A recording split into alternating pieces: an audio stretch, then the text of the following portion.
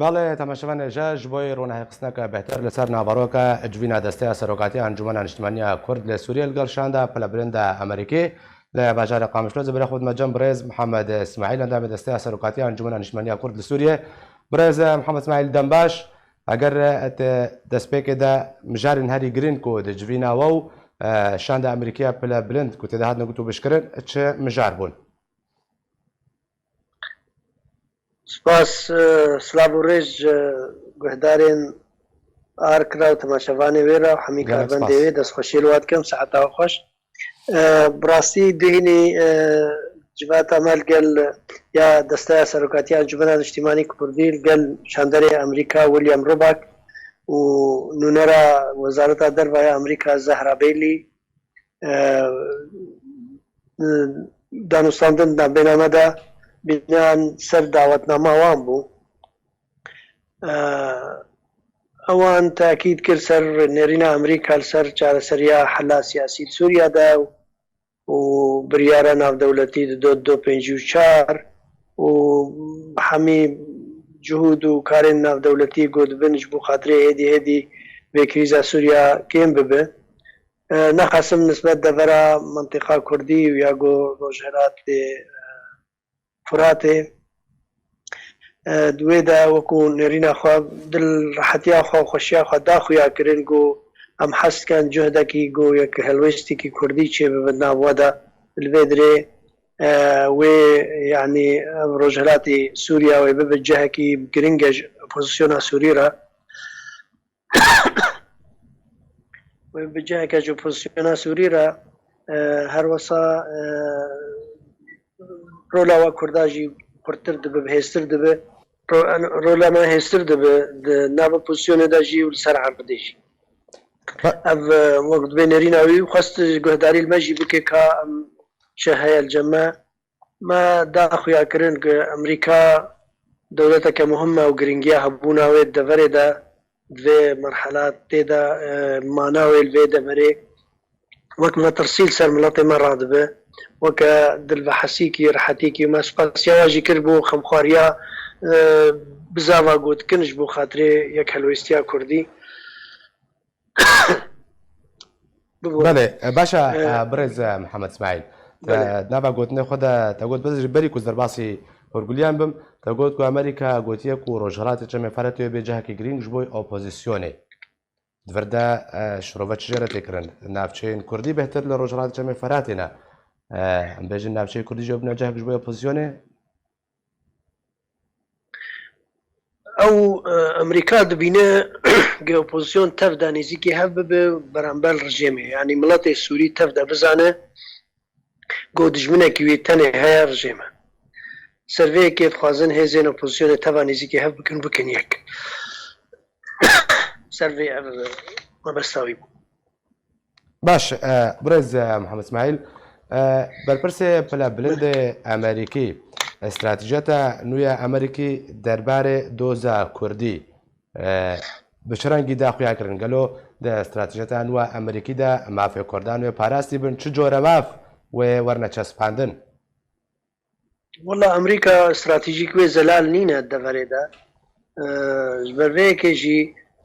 هەلوێستاوا دوا قونەغادەم بەرژەوەندی خەوەکو هەر وڵاتێکی دی ئەوژی بەرژەوەندی خۆ و هەبوونا خۆ پارێزت خوازە هەبووناوێ بەهێزێ پەلکێ خورد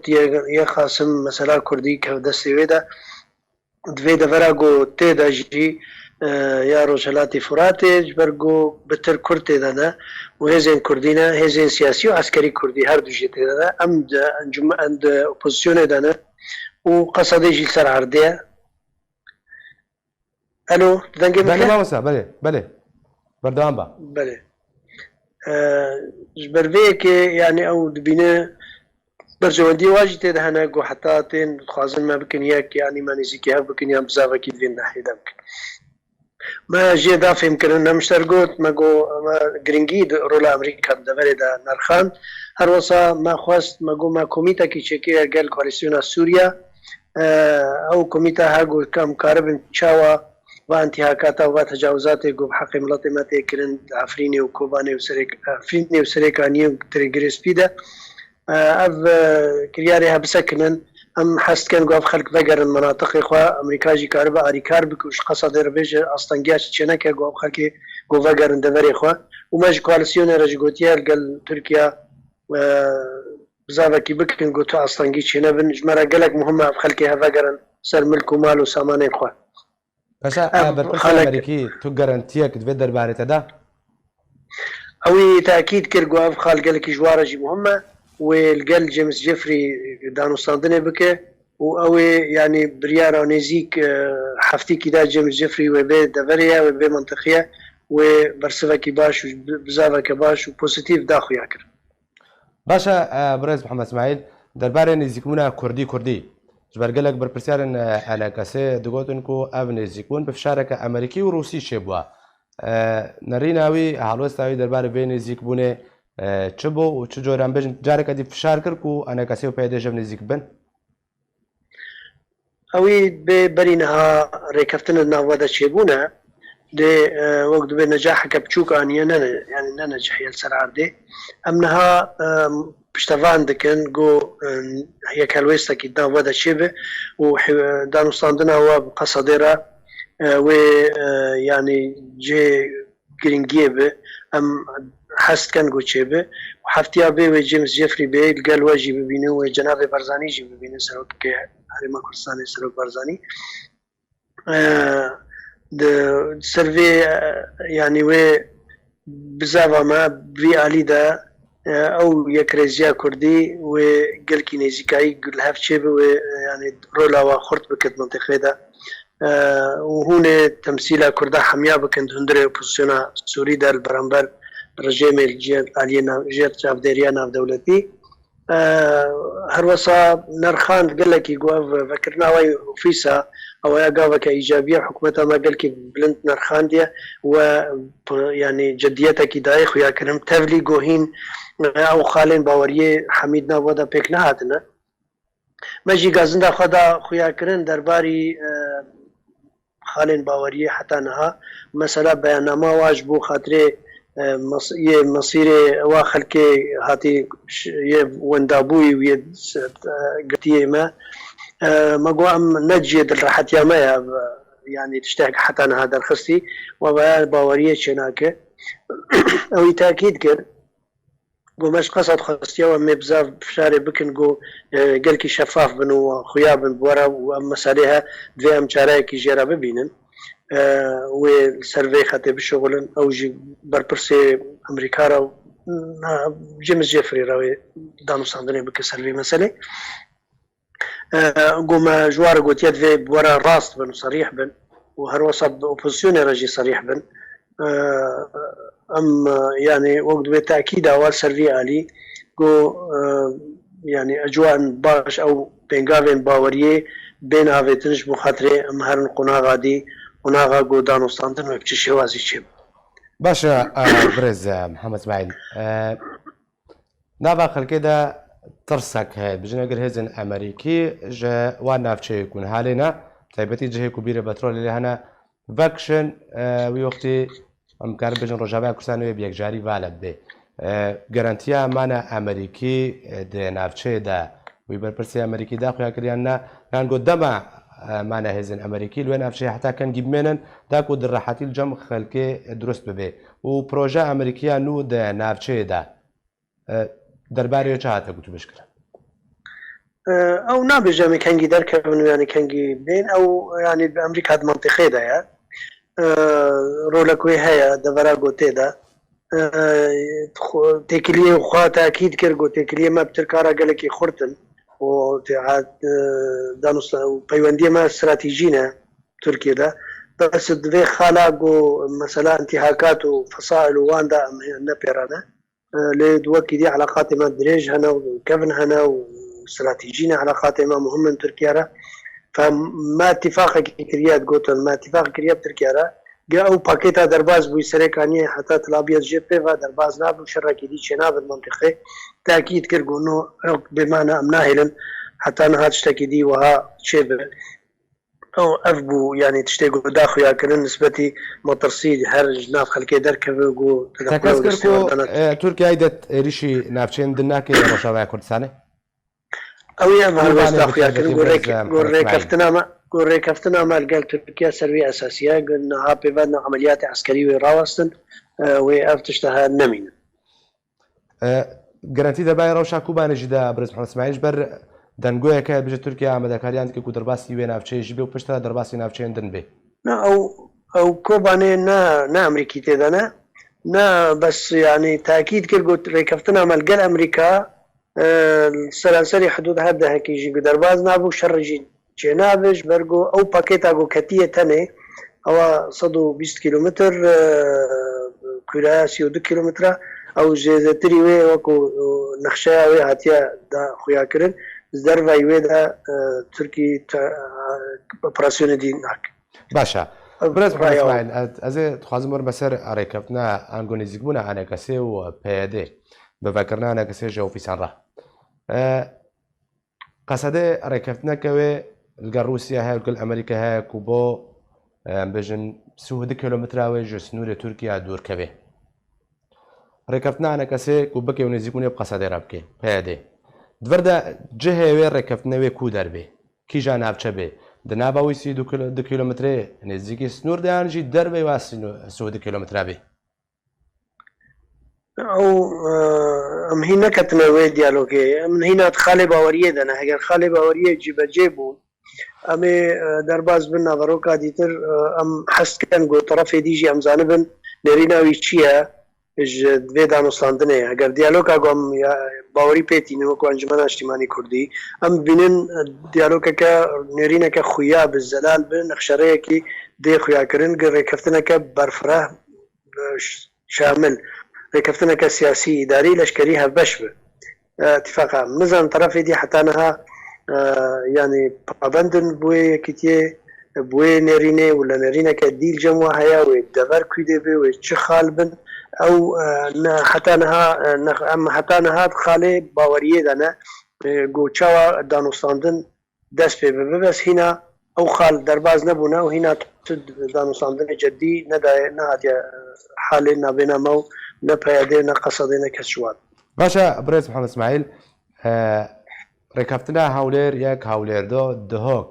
جهێوا چێ دوێ نزیکبوونە ئانەکەسێ و قەسەدێدا گەلۆ وەکە لێڤەگەرەکەیە چێ بن پشتباوەرێ گرێدانیان ژی ڕێکەفتنە نوێ وەرنا ئەمزەکردن وڵا ئەم نەمشتەر گوت هینەمە دەست بەوێ مەسەلێن ینی دانوستاندنێ نەکریە دیالۆکێ و ئەو نەخشەریا گوامل سەر وێژی دیالۆکێ بکەن هینا نەبیە هینا ئەمت خاڵێ باوەریە دەنە و خەڵا ئەستەنگیە ینی جێ و گرتیا و مەسیرێ وەندابوویە بێ خویاکردن ئەوە نسبەتی مەگەلێکی مهمە و حتا نەهات شتێوا داایی خویاکردن نەبدلێمەیە نەخشەرەیە دی چ شکلی ڕاستە ئەمێنە سفر دەست پێ بکەن ئەم مەبەرێ کارن بە هەڤراکردنە و مەبەرێ ڕێکەفتنەکردنە مەبەرێ نێرینێ مشتەرەکجی حەمید و مادوارێ سیاسی و ئیداری و